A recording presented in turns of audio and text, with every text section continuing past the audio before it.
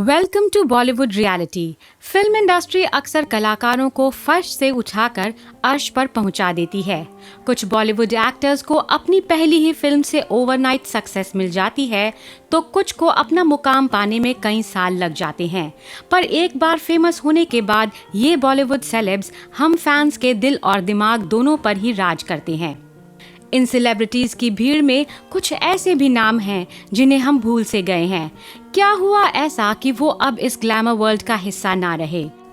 क्यों नहीं मिलता अपने टाइम के इन एस्टैब्लिश्ड एक्टर्स, प्रोड्यूसर्स, डायरेक्टर्स को अब काम? आइए जानते हैं। विवेक ओबेरॉय ने फिल्म इंडस्ट्री में एंट्री काफी धमाकेदार तरीके से की थी। कंपनी और साथिया की सफलता ने विवेक को बॉलीवुड का one of the most in demand actor बना दिया। फिर विवेक की जिंदगी में फेमस एक्ट्रेस ऐश्वर्या राय आईं। ऐश के एक्स बॉयफ्रेंड सलमान खान को दोनों का ये अफेयर पसंद नहीं आया और उन्होंने विवेक को धमकाना शुरू कर दिया। सलमान को रिप्लाई देने के लिए विवेक ने एक प्रेस कॉन्फ्रेंस बुलाई, जहां उन्होंने सलमान को ओपनली चैलेंज किया। विवेक ने मीडिया को बताया कि सलमान ने नशे में धुत होकर उन्हें कई कॉल किए और काफी अश्लील बातें कहीं। और उन्होंने इन सभी औरतों के बारे में, इंक्लूडिंग जो मेरी मंगेतर थी गुरप्रीत, उनके बारे में बहुत गंदी, बहुत ही डेरोगेटरी, बहुत ही डिमीनिंग, बहुत चीप बातें की। फिजिकल डिस्क्रिप्शंस के बारे में बात किया और गंदे गंदे क्वेश्चंस पूछे मुझसे। विवेक ने सपने में भी नहीं सोचा होगा कि उनका ये कदम उनका पूरा करियर बर्बाद कर देगा। उस प्रेस कॉन्फ्रेंस के बाद एक एक करके विवेक के हाथ से फिल्में फिसलती गईं। कई एस्टैब्लिश्ड प्रोड्यूसर्स और डायरेक्टर्स ने सलमान के डर से विवेक के साथ काम करने से मना कर दिया। हालांकि विवेक बाद में भी कुछ फिल्मों में दिखाई दिए, but they failed miserably at the box office. Vivek अभी भी कभी कभी सपोर्टिंग रोल्स में दिख जाते हैं, but the truth is that his days as lead actor is more or less over now. विवेक ने कई इंटरव्यूज में एक्सेप्ट किया कि सलमान खान से पंगा लेने का डिसीजन उनकी लाइफ की सबसे बड़ी गलती थी। फरदीन खान में स्टार बनने की सारी क्वालिटीज थी। Sizzling and good looking, decent acting and फिल्मी बैकग्राउंड। फिरोज खान ने अपने बेटे का फिल्म डेब्यू प्रेम अगन नाम की फिल्म से जोर शोर से किया। इस ड्रीम रोल ने फरदीन खान को एक प्रॉमिसिंग एक्टर के तौर पर एस्टैब्लिश कर दिया और उन्हें बेस्ट डेब्यू एक्टर का अवार्ड भी मिला था। फरदीन ने आगे चलकर नो एंट्री, हे बेबी जैसी मसाला फिल्में और देव जैसी ग्राउंडेड और सेंसिबल फिल्मों में भी अपने नाम का लोहा मनवाया। पर वो कहते हैं ना कि सफलता सबसे नहीं संभाली जाती। फरदीन खान के साथ भी कुछ ऐसा ही हुआ। At the peak of the career, Fardeen बन गए एक ड्रग एडिक्ट। 2001 में फरदीन खान को कोकेन पोजेशन के केस में अरेस्ट किया गया था। फरदीन के अगले कुछ साल इस केस के चक्कर में कट गए। इन सब के बाद भी फरदीन इमोशनली स्ट्रॉन्ग रहे और केस खत्म होने के बाद उन्होंने कुछ फिल्में तो की, पर बात कुछ खास बन नहीं पाई। बाद में ये भी खबर आई थी कि फरदीन खान डिप्रेशन के शिकार बन गए और उन्होंने फिल्म्स पे ध्यान देना बंद कर दिया था। रिसेंटली सोशल मीडिया पर एक इमेज वायरल हुई थी जिसमें फरदीन खान काफी ओवरवेट नजर आ रहे हैं। शाइनी आहूजा। जहां गैंगस्टर और लाइफ इन अ मेट्रो जैसी फिल्मों ने शाइनी आहूजा को ऑडियंस का नया फेवरेट स्टार बना दिया था, वहीं हजारों ख्वाहिशें ऐसी और खोया खोया चांद जैसी character oriented and thought provoking films ने क्रिटिक्स को भी शाइनी के काम का फैन बना दिया। शाइनी का फिल्मी करियर नई बुलंदियां छूता जा रहा था। इंटरेस्टिंग नैरेटिव वाले फिल्मों में अच्छा काम करके शाइनी ने खुद को इंडियन सिनेमा के रेयर कंप्लीट एक्टर की कैटेगरी में शामिल कर लिया था। पर 2009 में आई एक खबर ने शाइनी और उनके फैंस को चौंका दिया। शाइनी की मेड ने उन पर रेप के चार्जेस लगाए, जिसके कारण शाइनी को कुछ वक्त जेल में भी बिताना पड़ा। शाइनी ने अपनी सफाई में कई बार कहा कि वो निर्दोष हैं, उन्हें टारगेट किया गया है। बाद में मेड ने केस वापस भी ले लिया, पर तब तक मीडिया ट्रायल ने शाइनी को ऑलरेडी दोषित साबित कर रखा था। बाद में शाइनी ने घोस्ट और वेलकम बैक जैसी फिल्मों से बॉलीवुड में वापसी करने की कोशिश तो की, पर तब तक फिल्म इंडस्ट्री शाइनी से आगे बढ़ चुकी थी। उस एक न्यूज़ के बाद शाइनी का करियर खत्म सा हो गया। ममता कुलकर्णी एक फिल्म मैगजीन के लिए टॉपलेस फोटोशूट कराकर न्यूज़ में आई। उनके इस डिसीजन ने काफी बज़ क्रिएट किया and it helped Mamta made a brand for herself. जल्द ही ममता ने तिरंगा में एक ड्रीम रोल से अपने करियर की शुरुआत की। Over a period of time Mamta Aashiq Awara, Waqt हमारा, क्रांतिवीर जैसी हिट फिल्मों में दिखाई दी। फिर एक दिन अचानक ममता के international drug syndicate member Vicky Goswami के साथ रिलेशनशिप की खबर आई। 1997 में दुबई पुलिस ने विकी को अरेस्ट किया था और उन्हें 15 साल की जेल की सजा हुई थी। रूमर तो ये भी था कि विकी को बचाने के लिए ममता फिल्म इंडस्ट्री छोड़कर दुबई चली गई थी और जेल में ही दोनों ने शादी कर ली थी। विकी के जेल से छूटने के बाद ममता उसके साथ कीनिया शिफ्ट हो गई थी। लंबे समय तक पब्लिक से दूर रहने के बाद 2016 में ममता कुलकर्णी मीडिया के सामने आई और अपने ऊपर लगे सारे आरोपों को बेबुनियाद बताया। उन्होंने इंसिस्ट किया कि विक्रम के साथ उनका कभी भी कोई फिजिकल रिलेशन नहीं रहा था और पिछले 12 साल से वो तपस्या कर रही थी। 2017 में ममता का नाम एक बार फिर से सुर्खियों में आया जब थाने पुलिस ने ममता को विकी के साथ 2000 करोड़ के ड्रग रैकेट केस में एक्यूज बनाया। कहा जाता है कि जहां विकी अभी अमेरिकन पुलिस की कस्टडी में है, ममता कुलकर्णी अभी भी कीनिया में रहती हैं।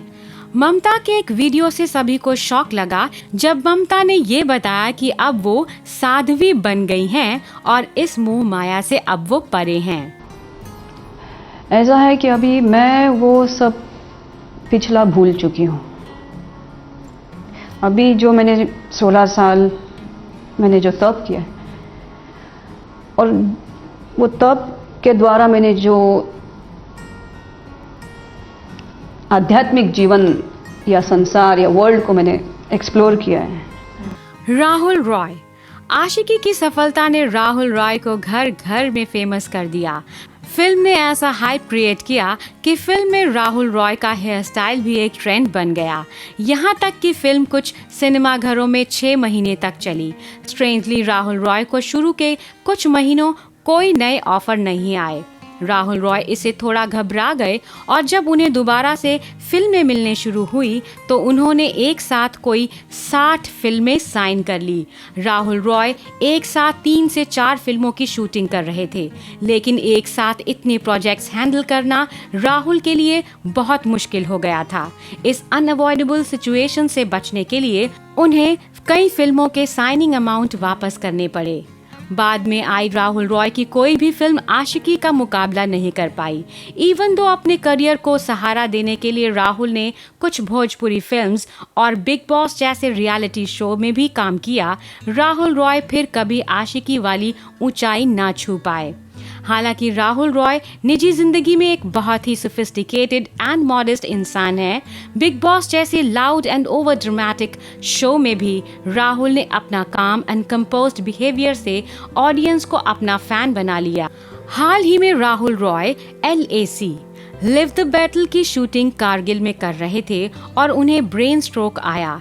इसके बाद सोशल मीडिया पर राहुल को फैंस एंड वेल विशर्स से बहुत सारा प्यार और सपोर्ट मिला। अनु मलिक को कौन नहीं जानता। 90s के सबसे फेमस म्यूजिक कंपोजर्स में से एक अनु मलिक ने बाजीगर, अजनबी, यादें, मैं खिलाड़ी तू अनाड़ी जैसी फिल्मों के लिए म्यूजिक दिए हैं। बीच में कुछ सालों के लिए अनु मलिक का करियर ढलान पर था, पर 2015 में आई फिल्म दम लगा के हईशा के बाद एक बार फिर से बॉलीवुड में उनकी डिमांड बढ़ने लगी। पर अनु मलिक का भी नाम विवादों से दूर नहीं है। #MeToo मूवमेंट के दौरान सिंगर सोना मोहापात्रा, श्वेता पंडित समेत 4 महिलाओं ने अनु मलिक पर सेक्सुअल हरासमेंट का आरोप लगाया था। यहाँ तक कि सोना मोहापात्रा ने तो मलिक को सीरियल प्रेडेटर भी कहा। इस खबर के आने के बाद अनु मलिक को singing reality show Indian Idol, जिसे वो कई सालों से जज कर रहे थे, से निकाल दिया गया। साजिद खान। हे बेबी से अपने करियर की शुरुआत करने वाले Sajid Khan big budget, multi starrer and A list actors वाली फिल्मों के लिए जाने जाते हैं। हाउसफुल सीरीज ने साजिद को इंडस्ट्री में एक एस्टैब्लिश्ड डायरेक्टर बना दिया। बॉलीवुड की ग्लैमरस लाइफस्टाइल अक्सर लोगों का सच ढक देती है, पर जब #MeToo मूवमेंट के दौरान एक एक करके महिलाएं सामने आईं, तो साजिद खान का भी सच छुप नहीं पाया। Young and aspiring actor Rachel White, actor Saloni Chopra और बॉलीवुड जर्नलिस्ट करिश्मा उपाध्याय ने भी साजिद खान पर सेक्सुअल हरासमेंट का आरोप लगाया था। इस एक्यूजेशन के बाद साजिद खान को हाउसफुल 4 के डायरेक्टर के रोल से हाथ धोना पड़ा। शिल्पा शिंदे, आम्रपाली मेहर और माइका जैसे शोज ने शिल्पा शिंदे को एक प्रॉमिसिंग एक्टर के तौर पर एस्टैब्लिश तो कर दिया था, पर शिल्पा के करियर का डिफाइनिंग मोमेंट बना भाभी जी घर पर हैं। अंगूरी भाभी के कैरेक्टर और सही पकड़े हैं लाइन की पॉपुलैरिटी ने शिल्पा को हर घर में पहुंचा दिया। भाभी जी घर पर है अपने पीक पर था। हमें एक ठो शेर सुनाएगा। वो शेर होता है पगली।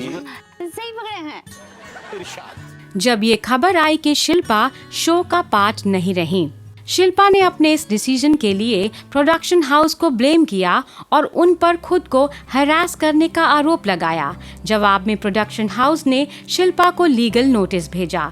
शिल्पा ने एक नया show Gangs of Filmistan sign किया था और शिल्पा को कपिल के शो में उनकी वाइफ का रोल ऑफर किया गया था, लेकिन सारे प्रोडक्शन हाउसेस साथ आ गए और शिल्पा को सारे प्रोजेक्ट्स में से निकाल दिया गया। प्रोडक्शन हाउसेस का कहना था कि किसी एक एक्टर के लिए वो दूसरे प्रोडक्शन हाउसेस से राइवलरी नहीं लेना चाहते।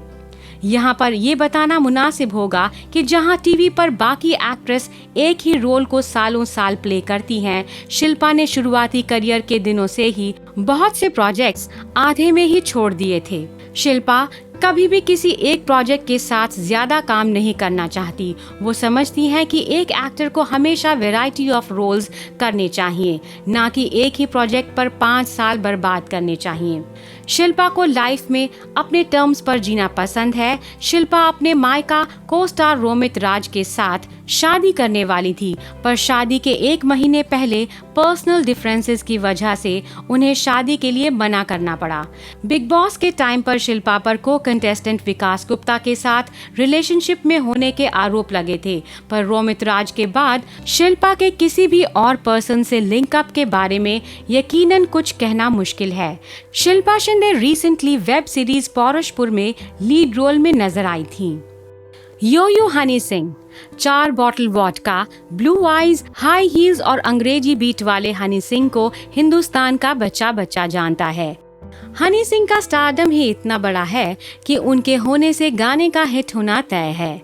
एक स्मॉल टाउन रैपर से बॉलीवुड का one of the most popular singer बनना आसान तो नहीं था, पर अपने टैलेंट के दम पर हनी सिंह ने बॉलीवुड के बहुत से बड़े प्रोजेक्ट्स में काम किया। हनी सिंह स्टारडम के उस मकाम पर थे जहां शायद ही कोई उन्हें हरा सकता था, लेकिन इंसान अगर खुद ही अपना दुश्मन बन जाए तो फिर उसका डाउनफॉल भी कोई नहीं रोक सकता।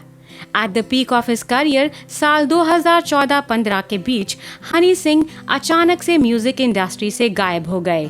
हनी सिंह के ऐसा गायब होने के पीछे कई अटकलें लगाई जा रही थी। कभी खबर आई कि एक टूर पर शाहरुख और हनी सिंह में फाइट हो गई और शाहरुख ने हनी सिंह को थप्पड़ मार दिया, तो कोई बोलता कि ड्रग अब्यूज के कारण हनी सिंह रिहैब में हैं।